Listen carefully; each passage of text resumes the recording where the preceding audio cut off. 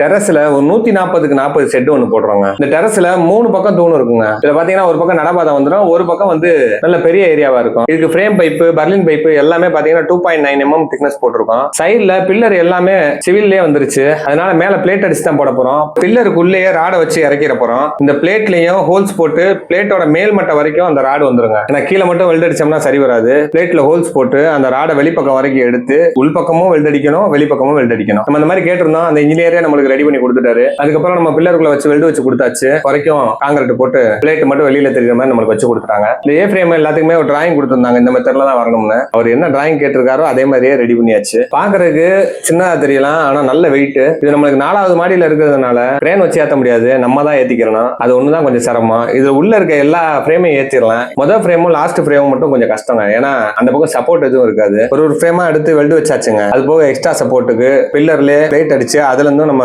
Support கொடுத்தாச்சு. வழக்கம் போல பைப் எல்லாமே அப்போலோ போட்டிருக்கோம், சீட் வந்து ஜேஎஸ்டபிள்யூ போட்டிருக்கோம். இதுல ஒரு பக்கம் காத்தோட்டத்துக்காக விட்டுட்டு சைடு கிளாடிங் வந்து பாதி தான் அடைக்க போறோம். அந்த பாதி வந்து ஒரு சின்ன கிராஸ் வச்சு தாங்க அடைக்கிறோம். என்ன காரணம் அப்படின்னா சைடு சீட்ல தண்ணி விழுந்துச்சு அப்படின்னாலும் அந்த தண்ணியும் வெளியில தள்ளி தான் விழுகணும். செவத்து மேல விழுந்துச்சுன்னா சரி வராது. அதனால ஒரு சின்ன கிராஸ் வச்சு அந்த தண்ணியும் தள்ளி விழுகிற மாதிரி தான் ரெடி பண்ணியிருக்கோம். இதுல எல்லா இடத்துலயும் வரிசையா குறிப்பிட்ட அளவுல பில்லர் வந்துருக்காங்க. ஒரே ஒரு இடத்துல மட்டும் பாத்தீங்கன்னா பில்லர் வராம இருக்கும். அந்த பில்லர் வராத இடத்துல ஏரியா கூட இருக்கிறதுனால அந்த இடத்துல ஒரு லேடர் போட்டு அதுல ஏ ஃப்ரேம் தூக்கி வச்சிருக்கோம். சைடு எல்லாமே லைனர் சீட் போட்டிருக்கோம். டாப்ல வந்து எப்பயும் போடுற மாடல்லாம் சீட் போட்டிருக்கோம். ஷெட் வேலை கம்ப்ளீட்டா முடிஞ்சு சைடு இருக்க கேப் எல்லாமே வெல்டு மெஸ் வைக்க போறோம். வெல்டு மெஸ் எல்லாமே ரெடி பண்ணி வச்சாச்சு. ஷெட் ஒர்க் நல்லா பினிஷிங்கா வந்திருக்கு. அதே நேரத்துல குவாலிட்டியாவும் இருக்குங்க. இதே மாதிரி உங்களுக்கும் ஷெட் அமைக்கணும், குடோன் அமைக்கணும், badminton court, turf, dress work, இந்த மாதிரி எந்த வேலைனாலும் சரி கான்டாக்ட் பண்ணுங்க, சிறப்பா செஞ்சு கொடுத்துருவோம்.